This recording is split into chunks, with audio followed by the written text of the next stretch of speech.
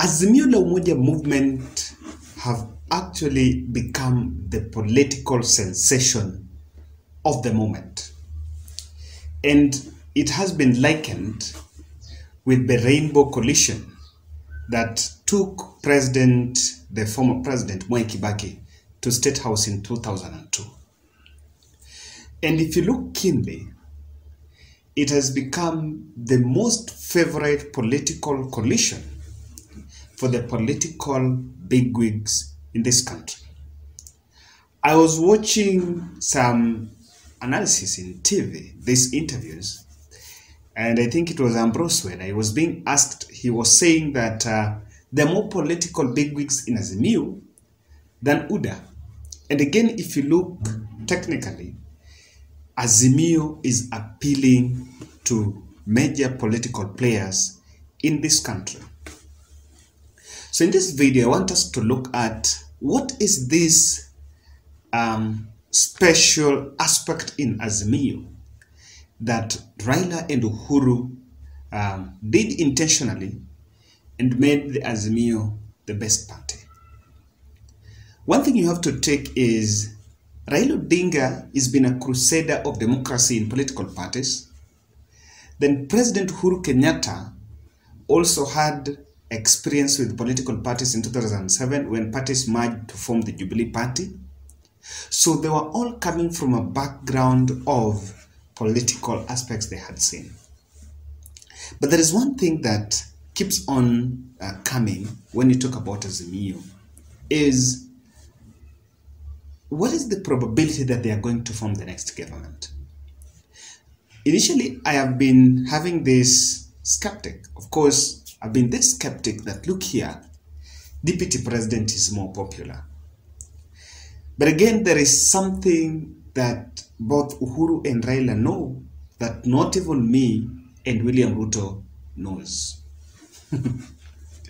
So there are these three aspects that come out to convince me and convince Kenyans that AZIMIO is likely to win the next general election. And by the way, it is this likelihood that is making AZIMIO the favorite. But we're going to look at it holistically. When you saw Gideon Moi stepping down, not to seek that Baringo Senate seat and focus on national politics, you have to ask yourself questions. Why? Because if Gideon Moi is not going to be in part of the next government, then his politics, Ruto wins, and he's not in Senate, he's not anywhere, he's going to political oblivion. So that is something that really captured my attention. Two, look at the way President Uhuru Kenyatta could convince Munya, Matiang'i, Kagwe, and Eugene Wamalwa to stay put and not to go and seek elective posts, with a very good promise that they are going to be part of the next government. And this I'm saying because Munya, if he would have gone to Meru and even seek Senate, he could win Senate, even if not facing off with Kretu Murungi. Matiang'i would have got a seat if he went to seek an elective seat in Kisii, same to Kagwe and Eugene Wamalwa. But these are stalwarts that decided to remain in government with a good promise that they're going to form the next government. Then the game of backing is all here. I think if you look at how Raila's presidential bid is been packaged, you know, he got the backing of Mount Kenya Foundation, that is the business community, supporting him, led by Seski Macharia, Mama Ngina coming out to campaign for Raila Odinga. This is also coupled by President Uhuru Kenyatta's public endorsement. And when Uhuru speaks, that is, when Uhuru speaks, he speaks very confident and he's just so sure. In fact, when he attended Raila's birthday, he called Raila the fifth. The other day, Kabogo was talking in a live interview that Uhuru refers to Raila as the fifth. And it's, according to Uhuru, it's almost 140% that Raila is going to be the 5th president of this country.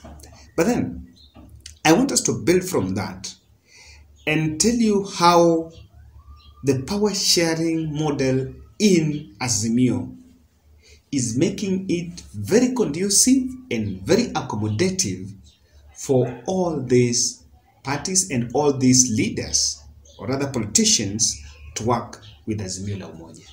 That is what is really happening there.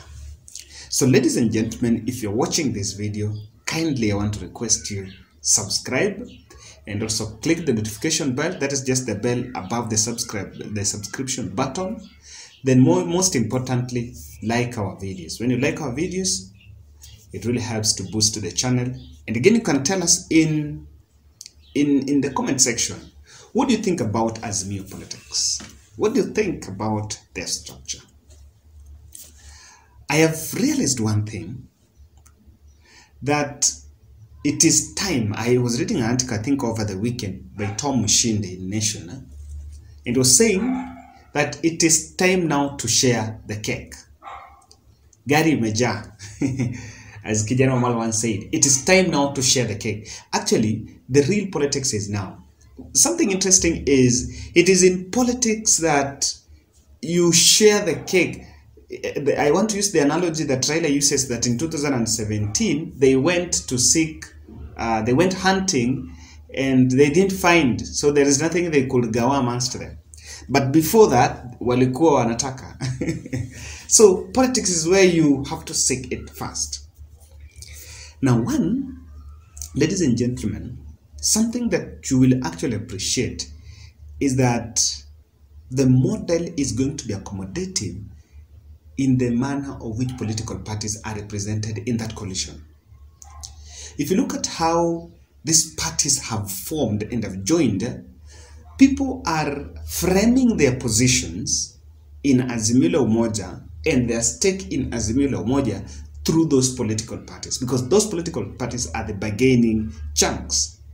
In fact, let me make this, let me do an explainer just around on this point, on something that has been very contentious, and I think I've been talking to some fellas who have been asked this question more than 2 times. What happens on Oka AZIMIO? This is the truth. Unlike in 2017, where you could have NASA coalition and just register NASA coalition, but there is no NASA candidate.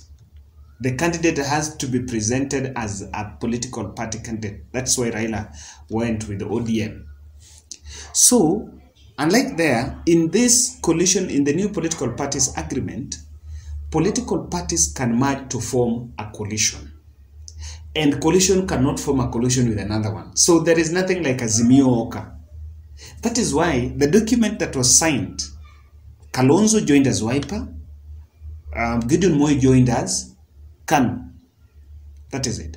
Then Karua, and that is why Martha Karua was saying that Oka died after these fellas left Oka to join AZIMIO, because there is no way you can have Oka and AZIMIO, 2 coalitions cannot merge. But now the catch here is, in 2022, political party, you can register a coalition political party, and that can operate, and someone can present a ticket as an AZIMIO La Umoja, like Raila can present himself as AZIMIO La Umoja political presidential candidate.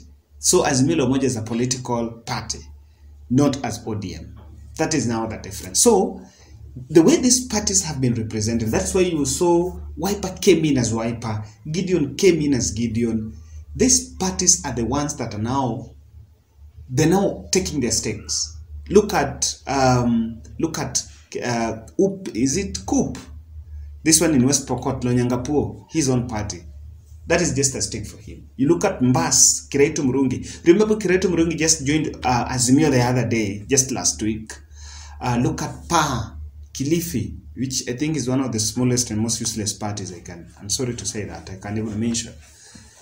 You know, look at the way parties now, that regional representation of parties makes them secure an interest.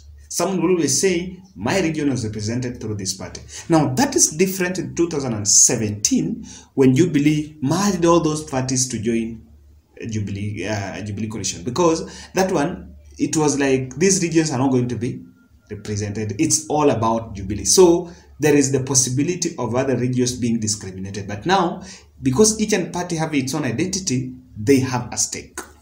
2, the other model that they're using and is very conducive is the popularity of the political leaders in that coalition. Especially, let's talk of the principles.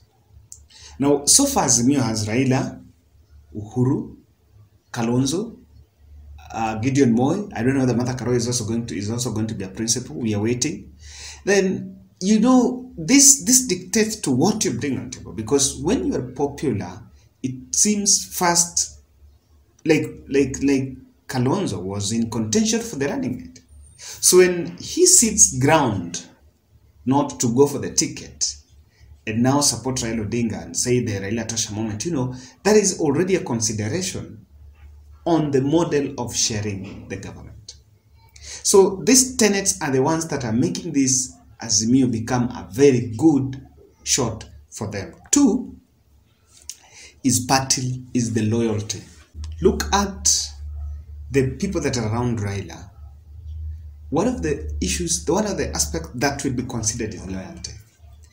President Uhuru Kenyatta implored on Meru Governor Meru Peter Munya to leave, not to do a fire there, and stick with the government.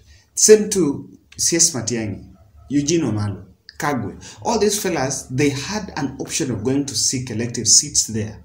But the president said, no, let's finish together with you so that you guys, when you go back there, don't leave my government just like this, when we will be part of the next government. So these fellas must be there. And that is why you are seeing there is a lot of enthusiasm of leaders in AZIMIO la Umoja. Look at like Raila Odinga's side.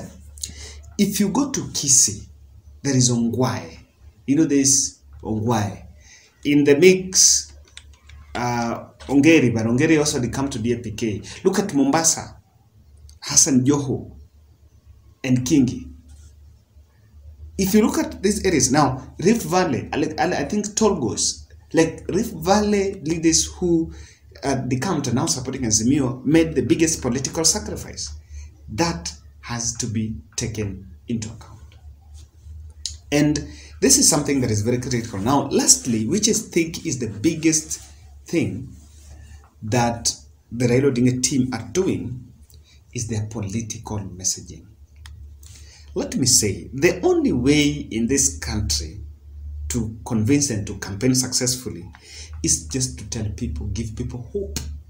Because all this political capital thrives in poverty, illiteracy, that's why they will always go to slums and those, you know, that's how it thrives. So you must sell hope.